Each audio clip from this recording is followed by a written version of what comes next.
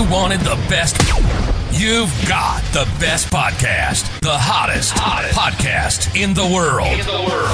The Chris Voss Show, the preeminent podcast with guests so smart you may experience serious brain bleed. The CEOs, authors, thought leaders, visionaries, and motivators. Get ready. Strap yourself in. Keep your hands, arms, and legs inside the vehicle at all times, because you're about to go on a monster education roller coaster with your brain. Now, here's your host, Chris Voss. Hey folks, it's Voss here from theChrisVossShow.com. Ladies and gentlemen, the Iron Lady Sings that makes it official. Welcome to 16 years, 2,300 episodes of the Chris Voss Show. We're just rocking over here doing our thing as it were, and we just need you to listen in, write stuff down, learn, make your life better, grow, all that sort of good stuff, or you can just listen in if you want.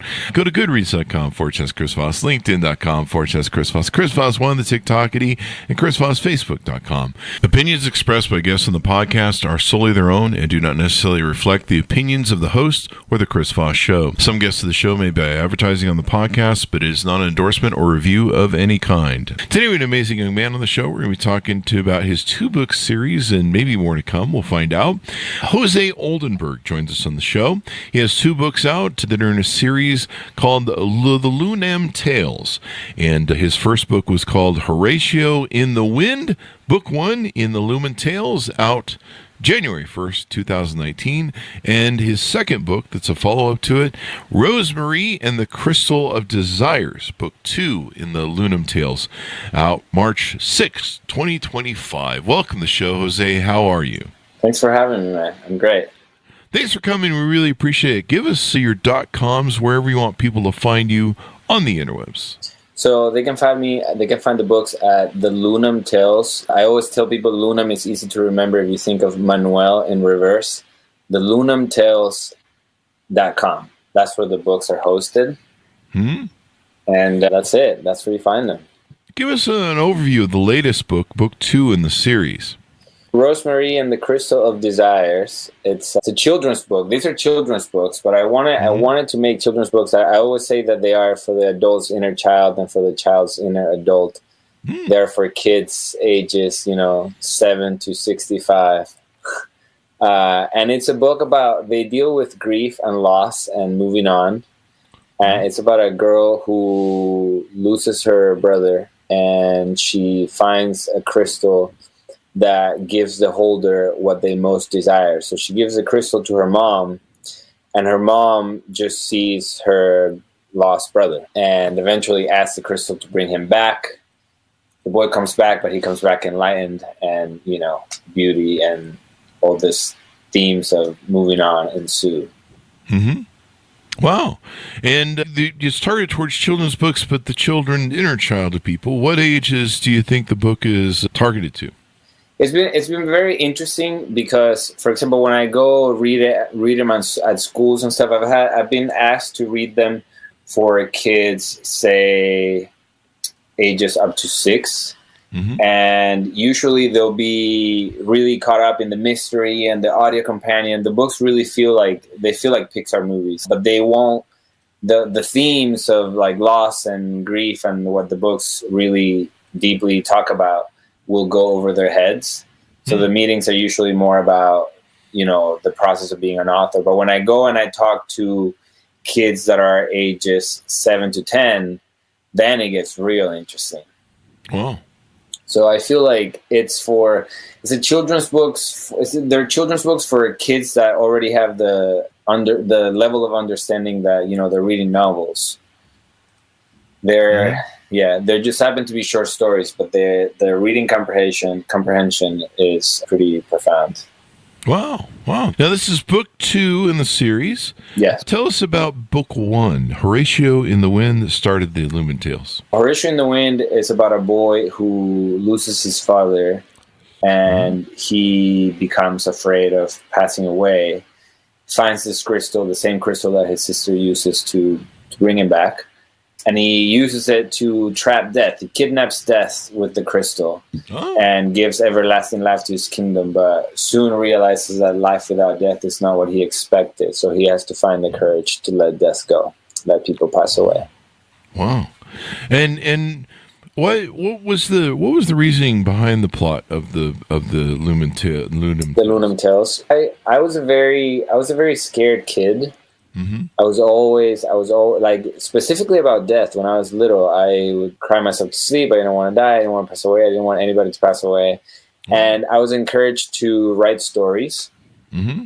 So when I was 9, I wrote this story about a king who kidnapped death. And it's interesting because, the first book is dedicated to Jim Henson, mm-hmm. the creator of the Muppets, because in 1987, Jim Henson adapted to TV a Russian folktale from the 1800s called The Soldier and Death. And I saw that story when I was a little kid.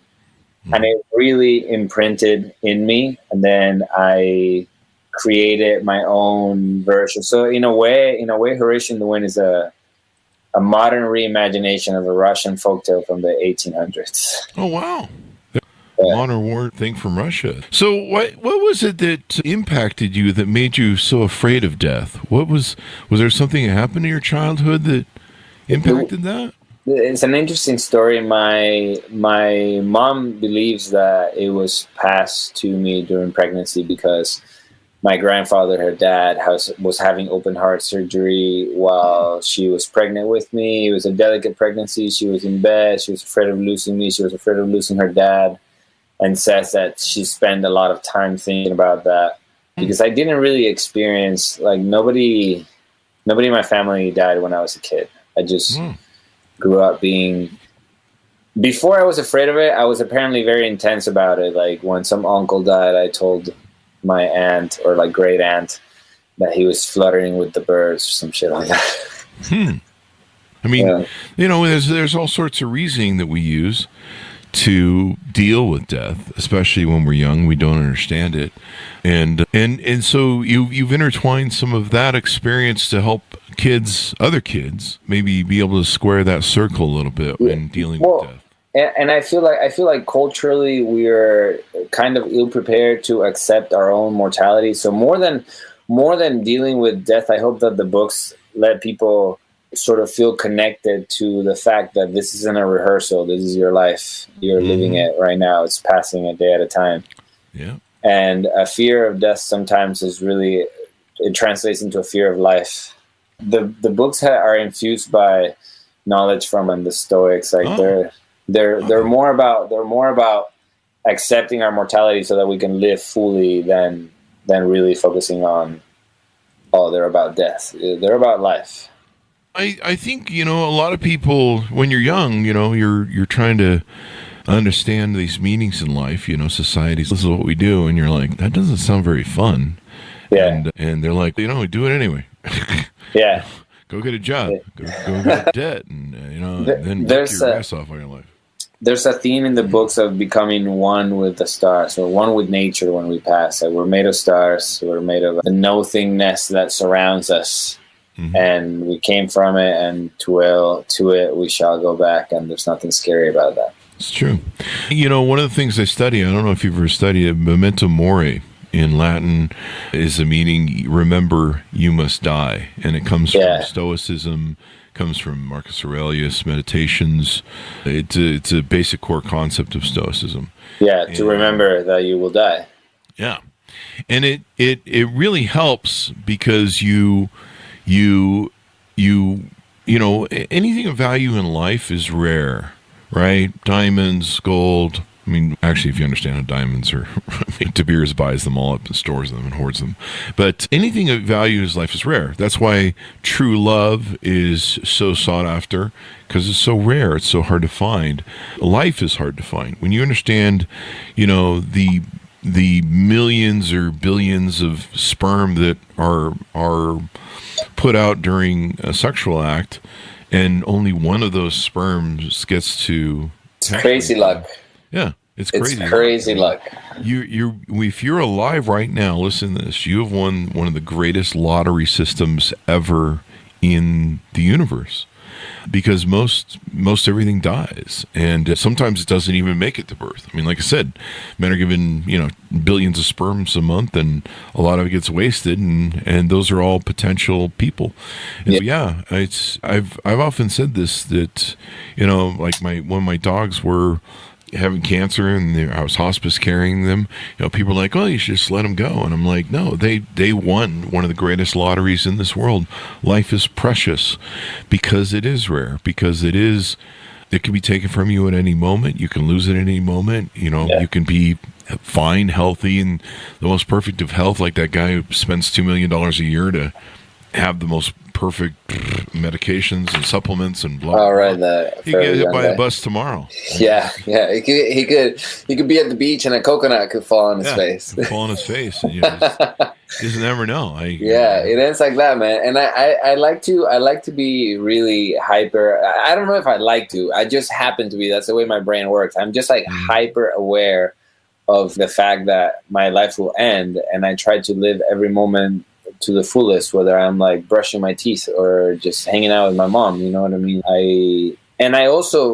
It took a lot of work to not be afraid of dying, of passing away, to realize that fear actually paralyzes you in your life. It gets in the way of you living.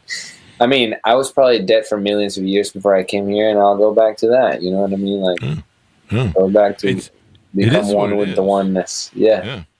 I mean, I'm an atheist. I grew up in a religious cult, and they used to tell me, they used to go, what you believe is that when you die, you're just going to cease to exist and go off into the ether. And I'm like, yeah. And they go, but you'll just be in blackness, dead. And I'm like, I probably won't be very conscious about it. Like, I'm not going to be I'm just sitting here dead, floating through the universe. I'm pretty sure it's not like that. I'm pretty sure I won't be aware of whatever situation I'm currently in, and that's fine if that's the way it is. Yeah. If my ayahuasca trip was right, there is a oneness to all of it. Yeah. It'll just be like that. But no, I mean, it's not like I'm going to be sitting around going, geez, I wish I could go to 7-Eleven right now. Yeah. There may be something. I used to joke and say, hey, if there is something after this life, considering I didn't factor for it, bonus round. And it's interesting because the people that call it nothing, right? Oh, nothing happens. When you die, nothing happens. You go back to nothing. And where did you come from? You came from nothing. You go back to your creator then. You go right back to the thing. And, I mean, nobody gets out of here alive. But one of the other things is, you talked about how people will do all sorts of crazy things to deny death. I think there's a book called Denial of Death that I read in high school that's really Denial of Death. I have that book here, actually. Mm-hmm. Yeah. And it talks about how we do all these things to deny death. And one thing I used to see from people that were of certain religions is I would see this restriction they would do. And part of it is a control factor for any sort of, it's not just religious space, it's a control factor for humans. But to deny them pleasures and tell them the pleasures are sinful and evil and blah, blah, blah, and, make them suffer through your will. But I would see people that would take this life and they're like, I'm not going to travel. I'm not going to experience certain things. I'm not going to watch movies that are too artistic and maybe they have too much swear words in them or nudity.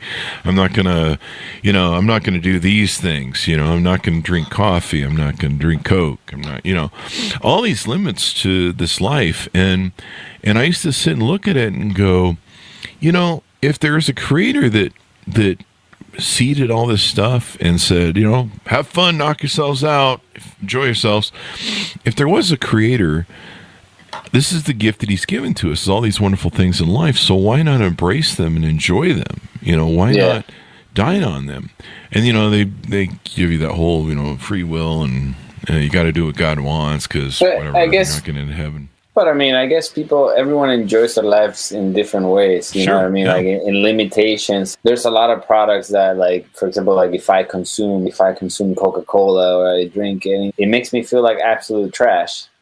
So I enjoy consuming them. Like I am called towards sugar the same way that everyone is. But when I consume it, I feel like a trash can. So I limit the consumption. And it's funny, I've had cousins make fun of me being like, oh, you don't enjoy life. And I'm like, no, I enjoy life my own way. If I don't consume that, I feel amazing. I'm only tempted to consume it when I have it in front of me. Once it's not in front of me, I'm God thankful that I didn't drink it. And so, you see people put a restriction on life where the greatness of their life isn't, they don't enjoy, they don't ever fulfill life. And, I've seen that, I saw that my father's passing. He was so afraid of death. He was so afraid to die. He was so afraid of, he was very afraid of it, especially at the end. And I know he wanted to cling to life because it meant so much, but he was so scared of it. He was so scared of the end. And he would just fight against it, and that was fine. But you can't. There's a favorite line that I have from No Country for Old Men, and it's a great scene. And then Tommy Lee Jones goes in to see, I believe it's his uncle or his grandfather or one of his relatives, and he's wheelchair bound in this house in Texas in the middle of nowhere. And he comes there to check in on him and talk about life. And the old man in the wheelchair says to him, he says, what you got ain't nothing new. It ain't all about you. You can't stop what's coming. That's vanity. And the basic message is life is going to come at you, and death is going to come at you, and whatever happens is going to happen. You can't think that you're above it all. You can't be vain to think, that's not going to happen to me. Yeah. And it's a vanity that in believing that, whatever. And I think we get vain in our lives. We think we're immortal sometimes. We think we're going to live forever. I've certainly thought, maybe my dogs are going to live longer than they did. And certainly my early ones did. And I expected my older ones too, and they died shorter. And so you just never know. But this bullshit that we kind of, mental masturbate ourselves with, that we're above it, that it won't happen to us, that we'll live forever, that we don't need to mind the time, is vain. Well, and, I think fear is another type of mental masturbation. You know what I mean? It's like the opposite. If I feel myself like not good enough, or not strong enough, or not hot enough, not whatever enough, that's also a form of vanity, where I'm like not feeling myself above life but beneath it. And it's like, I find it very interesting that you said, your father was afraid of the end at the end, because I think about that a lot. And I feel like I would like to face life or death, knowing, like, I try to remind myself, like, I could have in the past had a tendency towards insecurity and had to do a lot of work to be like dare to do the things I wanted to do. If I wanted to play music, if I wanted to write the books, dare to feel right size, not above. I would like to think that I'll face death the way that many people have faced it. What's his name? He wrote The Power of Intention. Wayne Dyer, who just said, "Oh, it's beautiful," I think were his last words. So he speaks about the last words of many people, and some just say, "God, God, God." I like to be able to live such a life, that when the time comes to die, I can look death in the eye and just go, all right, here we go. Yeah. I don't want to be afraid. The line from Marcus Aurelius is, death smiles upon us. All we can do is smile back. Yeah. Yeah. And if we're aware of that, daily, it's a reminder to, for example, if you struggle like me, if I struggle with confidence, and when I want to do something, just remind myself that I'm going to die. And then just go for it, because exactly. What do you have to lose? Yeah. I mean, I remember when I put my dog through raw diet to try and extend her life from cancer. They'd given her a 3-day death sentence, and they're like, she's got cancer. It'll take 3 days, come back, and we'll call the ball. And I went home and I said, wow, this seems, is there anything I can do for her? She hadn't been eating, of course, showing all the signs that many dogs will do in the wild. What they do is they stop eating, they go off, dig a hole and away from the tribe, and they pass away. And that's how they, because when you're weaker, there's things will come for you, and in the environment, in the wild. So they kind of know that they're on their way out, and they go try and find a place to hide and a safe place to pass. And so I said, she's got a death sentence. What's the worst that can happen? In me trying to let her live longer by seeing if there's something I can do. And so I found that by giving her a raw diet, and there were people that, they did this thing with the raw diet that could basically make it so that she could possibly get the nutrients that she wanted. And then we did that. She started eating, and she lived for another year to almost 2 years, 3/4. That's amazing. I love that. I love that, man. It was all because we got her eating her natural diet, her in the wild diet, where she was just eating red, raw meat all the time, no sugar, all fat. Turns out cancer hates fat, and it loves cancer sugar. Loves sugar. Loves sugar. And that was an example. One of the things I have that I would describe to anyone to have, because you talked about how we need to be mindful of this daily, that where death's door is always present.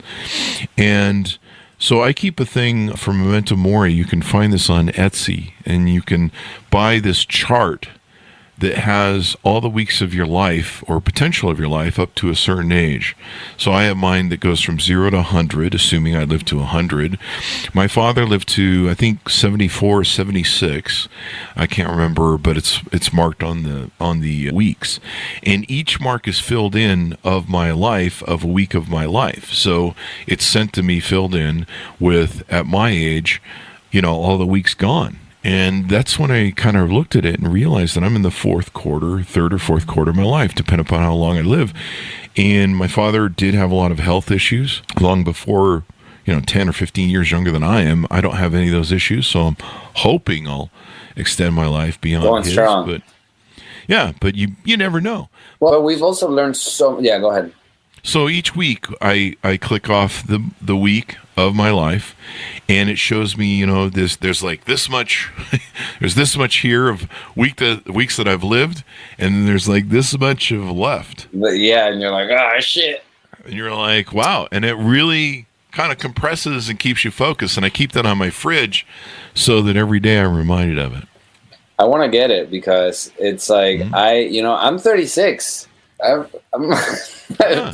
People think I'm in my 20s, but like when I look at the back, I'm like, yo, like it starts to fly. You know what I mean? It starts to go by really quick, and when you see it in weeks or when you see it in months, you really realize you don't get that many. You don't get that many, so live it up. Say I love you. Hug people. Take risks. Live your life like there's no tomorrow. So I'll try and find. Let's see, Memento.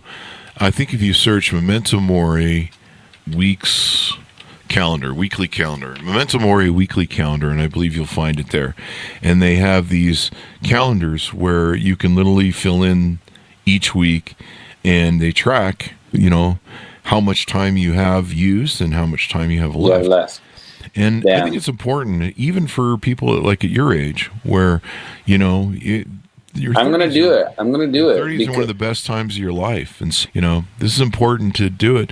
And, death is coming one way or another, no matter how vain you want to be, that it's not coming for you or you're above it all or you're going to live a long life. You can all be hit by a bus tomorrow. A car could cross through, somebody's texting on their phone. They drive through the intersection. That's it. You're game over. I always say goodbye to people in my life. Any girlfriend I've ever had, I kiss them when they leave and I kiss them when they come back. Because I realized that there's a moment they could walk out the door and something could happen to them and I never see them again. Yeah. And that may be the very last time. And that's happened with my dogs. It's happened with other people I've loved. And it's tragic when you can't have those final conversations. I try to do that as well. I always tell my parents how much I love them. It's very common in Latin America, but I'll still refer to my mom and dad like mommy and daddy. I treat them like when we're having emotional conversations. I treat them like I'm a kid. They treat me like I'm a kid. When it comes to loving on each other, and I love that. I love that about us. Like I love you, daddy, love you, mommy. I like as if I was a kid because one day I'm not gonna have them, and I know for a fact I will not regret not having loved on them enough. Yeah. And the same applies to other people. Yeah. Life is short. So I'm glad you're writing these books that help kids. Is there any future books in the series coming out? There is, actually. So I'll show you. This is a hardcover. This is Horatio and the Wind's hardcover. Okay. And so it's Horatio and the Wind, book 1 in the Leunam Tales, Rosemary and the Crystal of Desires. And I have August Enchanted. It's coming out in October. August Enchanted is, I'm going to show you the cover right here. Yeah, August Enchanted is my first novel. It's a direct sequel to the books, and I'll tell you a little bit about it. It's about their so Rosemary and Horatio, the whole shebang with being afraid of dying is because they lost their dad. So August is their father. From his perspective, he disappeared because of the same crystal. He disappeared for 70 days, but when he comes back, it's been 70 years. He's a child, so like he's a child. He's 12. He has memories of having been an adult. He has memories of having had kids, and there's not a kingdom anymore. And he's trying to find his place in the world. So he starts to write letters with his daughter, who is now a grandmother. So you have this child father and this old lady daughter writing to each other, and the novel is in part these letters. Oh, that should be very interesting and very exciting for people. And then you said is it up on Amazon yet? So the books Horatio and Rosemary are available everywhere that books are sold. Amazon, Barnes & Noble. If you want the hardcover copies, you can buy them on Amazon, or you can buy them at theLeunamTales.com. I'll show it on the screen, theLeunamTales.com. That would be buying it direct from my store. I just published Rosemary last week, so I still have to upload the product pictures for Rosemary, but it's available on the website too. But if you want to, go feeling safe, you can buy them from Amazon or Barnes & Noble. That should be fun then. I'm glad you're writing books that help people get through some of their issues and influence them and maybe put away some of their fears and help them face, You can't stop what's coming, folks. That's vanity. You can't stop what's coming. But also, FYI, like, they are really fun books. I want to read you a little bit. I wrote this message in the back of the books, if I may read it to you. Sure. It says, what are these books trying to say? The Leunam Tales, though written through the lens of children's stories, aim to illuminate a deeper spiritual truth about grief and loss, one that many may not have fully explored or understood. For some, these books may simply be entertaining for their fantasy elements, and if that is the case, let it be. However, if the story stirs something deeper within you, a feeling, a knowing, or a question about the nature of death, know that this, too, is their intended purpose. These tales seek to present death not as an end, but as a relative truth, real only from our limited human perspective. In absolute terms, death is a return to nothingness, the vast, infinite space from which all life emerges. It is a return to oneness, the source from which we came, and to which we all inevitably return. They feel like movies, the books. Like, I'll show you a couple of the illustrations. I'm a filmmaker myself. I make films. I make 2 short films a year, put them in festivals, go to the festival. So I wanted the original idea behind these books was that they would become movies. So they come with soundtracks, and the soundtracks have like a whole orchestra. The soundtracks really create a whole experience. If you scan the QR code on the opening page, you can get the soundtrack, and it makes the book feel like a Pixar movie in your lap. The soundtracks are amazing, and yeah, that's the goal. Keep selling them. I would show you a hardcover copy of Rosemary, but I sold all the ones that I had, so I have to order more. Well, that's good. We'll have a link on the Chris Voss Show. Yes. So there you go. As we go out, Jose, tell people where they can onboard with you, where they can order the books, all your .coms, et cetera, et cetera. So if you want to follow me on Instagram, it's jose.oldenburg. If you want to get the books, theLeunamTales.com. If you want to... On YouTube, I'm Jose Oldenburg, but I'm most active on Instagram, and you can message me there if you have any questions. You can also message me on the site. I would be happy to, send you the books, sign them for you if you want. Whatever you need, I'm here for the audience. Whatever you need, check it out, have fun, enjoy it, and all that good stuff. Thank you very much for coming on the show, bud. We really appreciate it. Thank you. Thank you for having me. And thank you. And thanks, Sir Onyx, for tuning in. Order the book wherever fine books are sold. His latest is out March 6, 2025. Rosemary and the Crystal of Desires, Book 2 in the Leunam Tales. Thanks for my guys for tuning in. Go to goodreads.com/Chris Voss, linkedin.com/Chris Voss, Chris Voss 1 on the TikTokity, and all those crazy places on the internet. Be good to each other. Stay safe. We'll see you next time. And that should have us out, man.